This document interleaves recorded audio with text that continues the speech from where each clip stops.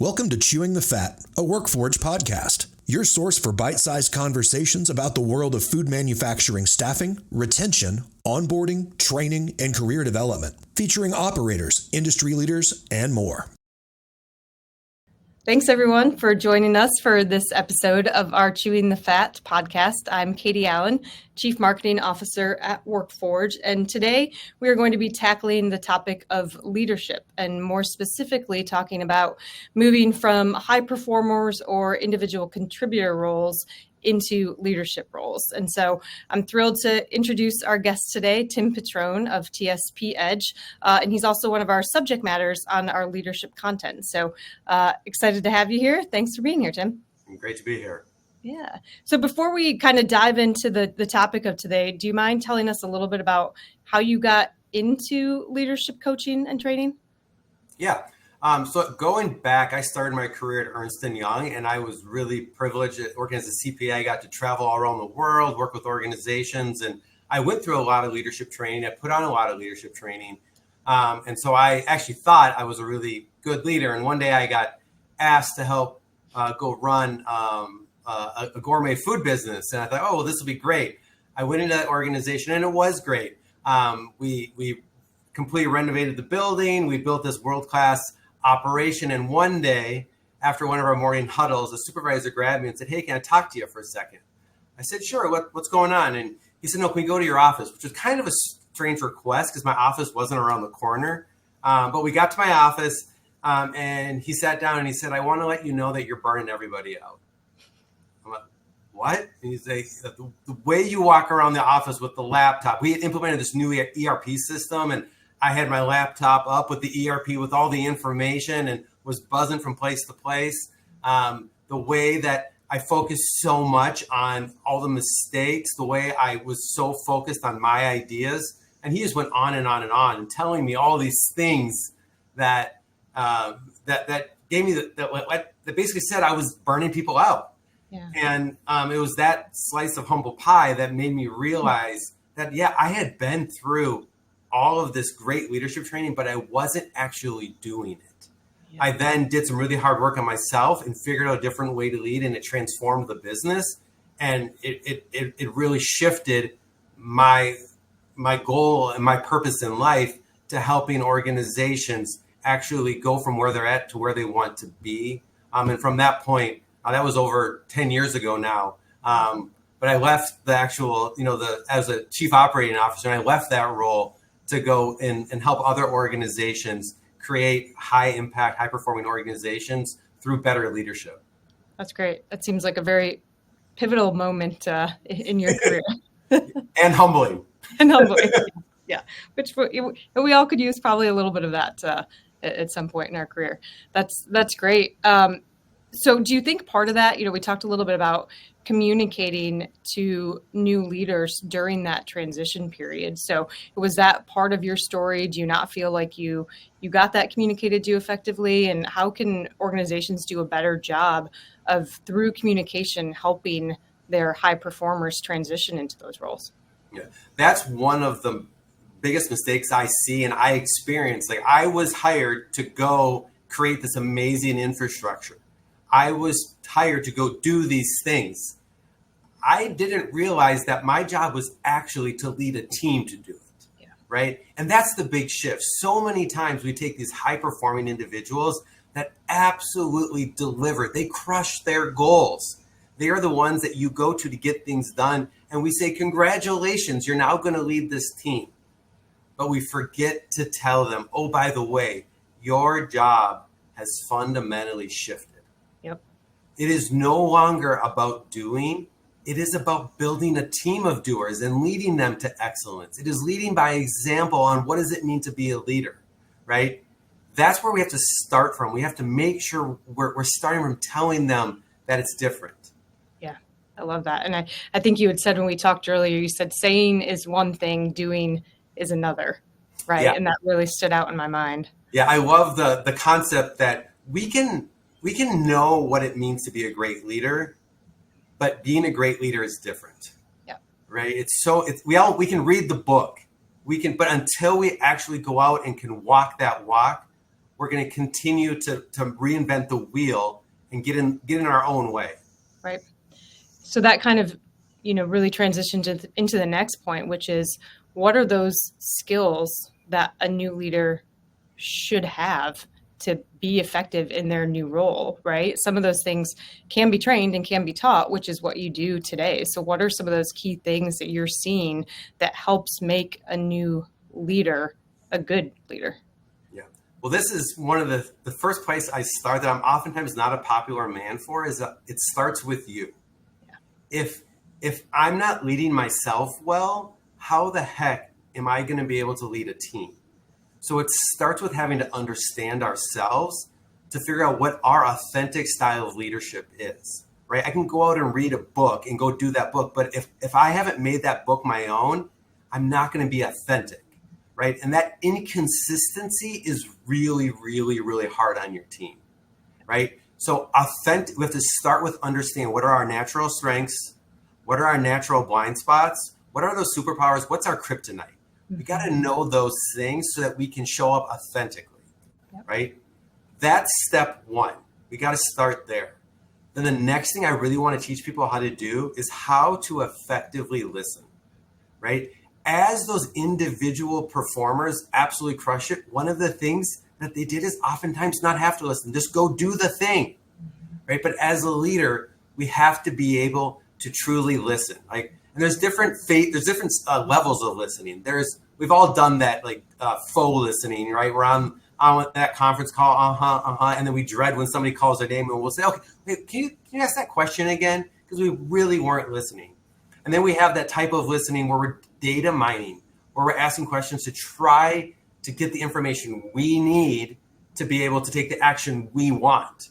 Versus there's empathetic or active listening, where I'm showing up in service to the other person. And that's the fundamental skill of leadership. And I like to talk about, there's 4 different steps to that. And they have to be done together, right? That first is that presence. Am I showing up? Is my body language completely dialed in with them? Did I put my phone in a drawer? At a minimum, did I turn it over so notifications aren't popping up, right? While that person is speaking at the right times, am I acknowledging with those those go on, tell me more type of encouragements so that they can actually keep sharing with what's going on? And then the third one is silence. Is being able to hold that space when that person is thinking. Sometimes their eyes are looking up for inspiration. Other times they're looking down for an answer. But either way, am I holding that space for them to find whatever they're looking for before they share it? And then that last part is taking the time to actually paraphrase back. What are the facts and feelings to demonstrate that we were listening to them? By doing that, it builds trust. It builds what I like to call, or actually what Google likes to call, psychological safety. Google did this massive project a couple of years ago where they couldn't figure out, they were putting these all-star people together and they were generating, frankly, mediocre results. But meanwhile, they were having mediocre team members, mediocre at Google, let's be honest, but they were taking their average team members and they were generating better results. They couldn't figure out why. So Google spent a whole bunch of money studying teams from around the globe. They brought in academics to study teams. They did all this research to figure out what made really great teams. And it wasn't the typical things that we see coming out of research over the last 60 years. What they found was basically there were 5 different dimensions. Psychological safety, meaning, impact, clarity, and dependability were the 5. But psychological safety was the number 1. If you didn't have psychological safety, the other 4 really didn't have the impact they could. And the number 1 skill to build psychological safety is to be able to listen well, right? So we start with authentic leadership, then we teach about how to listen, and then we'll move into coaching, right? And that goes back to, we talk about that as an individual performer, it was our job to do. To be a great leader, it's not about doing, it's about leading. And that takes more of a coaching role, taking the time to helping that other person help them think to solve their own problems. Because the reality is that so many times we don't do that. And then the leaders complain about not having the time to actually do their job because they're constantly out dealing with issues on the shop floor. Right. Right. Well, if we're taking a coaching mentality, suddenly those people on the shop floor can solve their own problems. Right. So that's kind of the 3 steps that I stepped through making this transition. Every company is different, so it has to be uniquely applied. But those are basically the 3 that I focus on, helping organizations go from where they're at to where they need to be.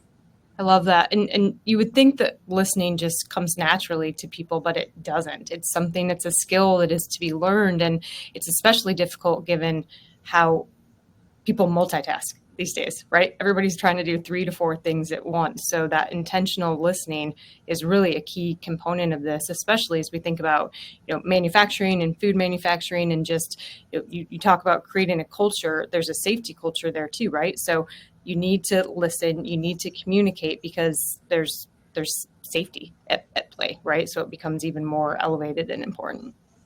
Yeah, and we need to be able to have those crucial conversations in real time, being able to deliver that feedback in a way that they can actually hear. And if we haven't listened along the way, well, why are they going to listen to us when we're trying to have that crucial conversation? Right. That's a good transition. So if we talk a little bit about feedback, that's a really important part of coaching and being a leader. And there's kind of 2 really important pieces of feedback to give, right? One is constructive criticism. How can you help somebody do things better, to learn how to do it on their own, to problem solve? And then there's recognition. So rewarding and speaking to the good things that are happening. So can you talk a little bit about how you coach organizations and people through how to manage those 2 types of feedback? Yeah. So when we're thinking about feedback, let's first talk about on the constructive feedback side, right? The first thing I want to remind people of is that no one wants to be judged, right? So if I want to give feedback to somebody, I have to look at what is the judgment I'm making. Maybe I'm saying this person is lazy or they don't care. Okay, great. But what did they do that makes me think they're lazy or don't care? That's the actual behavior, because no one wants to be judged. The other part that we have to remember is that it's also important to do it in real time, especially in a manufacturing space. Things are moving so fast. So if something happens on Monday and you wait to give feedback till Thursday, who knows what's happened on Tuesday and Wednesday? It could be a completely different situation, right? So as soon as possible, we should have that feedback conversation. But the key thing there, and this is what I constantly coaching people, is that as a leader, we have to first check in with ourselves and make sure I've processed, if I've got any emotions about it, if I'm really angry or frustrated, the last thing I should do is then step into a feedback conversation. Step 1, going back to what I said at the very beginning, is knowing yourself and knowing, hey, am I at a place where I can have that conversation? Then step 2, I really like the formula. It's pretty common out there, but it's situation, behavior, impact. What was the situation? When did it happen? What was the observable behavior? And what was the impact, right? If I use that formula for how to give the message, it works. It can build trust over time. Because the reality, oftentimes, we're so busy, we'll go and share that judgment, right? And if you tell me I'm lazy, I can just say, nuh-uh, right? Versus if you tell me I was late to work, I can't argue with that. I was late to work, right? So we want to make sure we're staying in that zone. So that's how I talk about on the constructive side. And it's a really easy pivot to on the recognition side. So we talked about situation, behavior, impact for constructive feedback. When I go to recognize somebody, I replace the specific behavior, the S, with an F for feeling. So what's the feeling, behavior, impact? So I felt very inspired. I felt very happy. I felt whatever's the feeling when I saw you do X, because it helped our team get to that goal, or it really built trust in our relationship. It helped me have confidence in you. Like what's the feeling, behavior, impact? That's the way I recommend that we do recognition messages that are actually impactful and build trust over time. That's great. And it's so important for all leaders to recognize the impact that recognition can have. And I think we talked about, it's important to know how your team wants to be recognized as well, right? Some people might not want recognition in front of a broader audience. It might be more just a personal, hey, thanks for what you did. And so learning what makes each individual tick is really important too in terms of how you recognize their work. Yeah. And so I always coach my people to ask them. So in that one-on-one, when you're first working with the team, or if you haven't done it, you got to say, how do you like to receive feedback? If it's a town hall, are you jazzed if we recognize you in front of everybody? Are you mortified? Yep. Right. Have that conversation. Right. Same thing on constructive feedback. Yeah. How do you like your feedback? Do you want to, like, if we think about sugar coated to aggressive, where are you at on that scale? Yep. Right. And customize it for that person. Right. That's the name of the game. And the key is to do it consistently. I know when I made my transition, one of the things I struggled with was recognition. So I would actually keep 3 pennies in my pocket around my desk. Every morning I would take those pennies and I put them in my pocket. And throughout the day, if I recognized somebody for doing a good job and I did it in a way that was meaningful for them, I would take a penny out and put it back on my desk. If I got to the end of the day and I still had pennies in my desk, I know I didn't do a good job recognizing my team that day. I love that. That's a great reminder. Building the simple habits is a really important way. The other part of doing that is that if I'm consistently doing that, when I have to give that constructive feedback message, they're more willing to be open to it. Yep. It's an easier conversation. Yep. At the same time, I also make sure I was intentional in asking for feedback. And in a one-on-one, I would ask the question, hey, what did I do this week that pissed you off? Like as frank as that. And sometimes they would laugh, and other times they would say, no, nothing. I'm like, oh, really? Come on. I'm sure I did something. And sure, they said, well, that day you did walk by me yesterday and you didn't even make eye contact or say hi. Thank you so much for telling me, right? Mm-hmm. Those are the type of ways that we can make feedback part of just the natural day-to-day operation. Yep. And part of the natural way we operate and work well as a team. Yep. And it goes back to that psychological safety and just building a culture of trust. Yeah. That's great. I did. I made a note in here after our conversation the other day about recognition. I don't know if you've read the book, Oh, Great One by David Novak, but it's a book about just small acts of recognition. And I just thought it was outstanding for anyone who might be looking for a book on how to go about recognizing people. It's a great one to start with.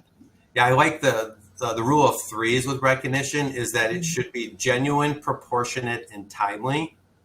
Right. And I should be recognizing example, like who's being an example of our values, the example of what we want, who are putting in the extraordinary effort to get us there, and who's delivering with excellence. Yep. So like those are the three. So genuine, proportionate, and timely, right? Example, effort, and excellence, and using feeling, behavior, impact. So the 3 threes are a great little handy way of remembering how to do effective recognition.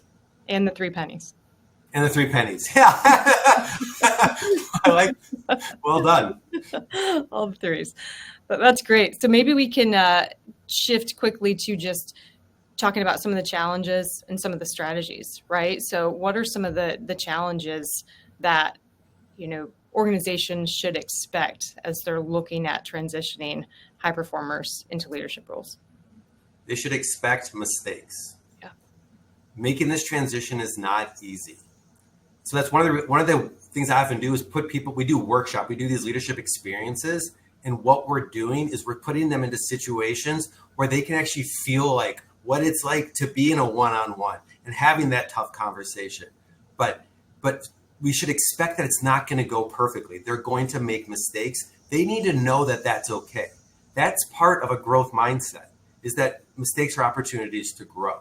So that's one of the challenges, because these leaders are high performing. They've never failed at anything in their life, probably, right? And so when they go and they struggle with an individual contributor, man, they need to know that that's okay, and there are resources to help them, right? Oftentimes, you can have them a mentor relationship. Sometimes use an external coach like me, but there's all these different opportunities, and as an organization, it's really important to make sure that they know they are supported in that transition.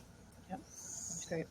I want to make sure we take some time to talk about what you mentioned earlier, which is leaders have different strengths, right? And you talk about using data to kind of determine what those strengths are and help shape a plan and strategy for leadership organizations. And so can you tell us a little bit about that?